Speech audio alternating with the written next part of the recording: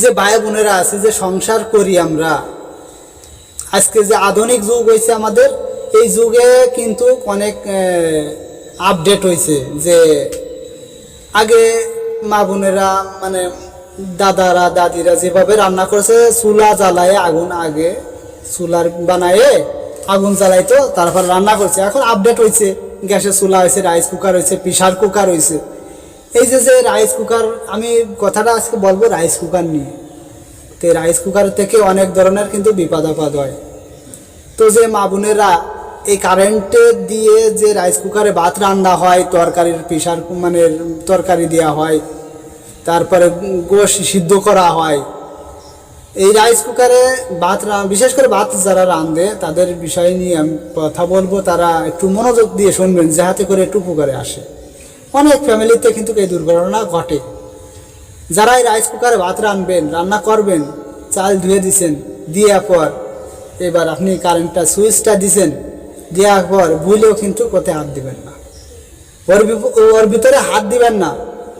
আপনি switch on করে দিয়েছেন, দেওয়ার পর যখনই হাত দেবেন তখন কিন্তু আপনি কারেন্ট শক খাবেন, আর আল্লাহ পাক না করুক ওখানে আপনার মৃত্যু হতে পারে। এই জন্য যে মা বোনেরা আছে, বিশেষ করে মা বোনেরা এই কাজটা করে, রাইস কুকারে চাল দেওয়ার পর ও আবার লোকুল দিয়ে মাপে, পানি কট্টু করেন। আর আপনি আগের থেকে মাপেন, আপনি এই ভুলটা কেন করবেন? যদি একবার ওর ভিতর থেকে যদি কোনো একটা ফায়ার করে, আপনি তো শেষ। আপনার বাল বাচ্চা আছে, তারা তো মানে দুঃখের সাগরে ভেসে যাবে। এই জন্য যে মা বোনেরা আসি, রাইস কুকারে যখন আমরা রান্না করব, বিশেষ করে খেয়ালটা করতে হবে, আগের থেকেই সব কিছু করে নেবেন, ধোয়াটা পানি টানি মাপে নেবেন। এরপরে সুইচটা অন করে দিয়ে ভুলেও ওতে টাচ করবেন না। যখন আপনার ভাত রান্না হয়ে যাবে তখন আপনি সুইচটা অফ করে দিয়ে এরপরে আপনি টাচ করেন, ওইখান থেকে নামান, ওখান থেকে সরাই নেবেন, যা করবেন, সমস্যা নেই।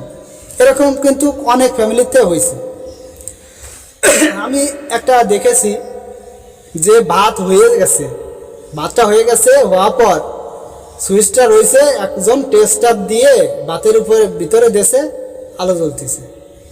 তখন আমি চিন্তা করলাম যে টেস্টার দিয়ে কারেন্ট চেক করা যায় লাইন আছে কি না, অর্থাৎ সে ভাতের ভিতরে যেহেতু কারেন্ট আছে, তখন হাত দিলে অবশ্যই সে কিন্তু শক খাবে, অর্থাৎ তার মৃত্যু হতে পারে। আর কারেন্টে ধরলে সহজে ছাড়ে না। এই জন্য অনেক মা বোনের কোল খালি হয়েছে, অনেক বাচ্চারা এতিম হয়ে গেছে। এই জন্য যে মা বোনেরা আছি, সতর্কভাবে আমরা রান্না করব। যখন ভাত রান্না হয়ে যাবে, আমাদের রাইস কুকারের যে সুইচটা আছে, সুইচটা বন্ধ করে দেব, যাহাতে করে এই বিপদটা, এই দুর্ঘটনাটা না হয়। তো এই বিষয়গুলো আমরা লক্ষ্য রেখে চলবো, যাহাতে করে আগামী দিনগুলো ভালোভাবে থাকা যায়।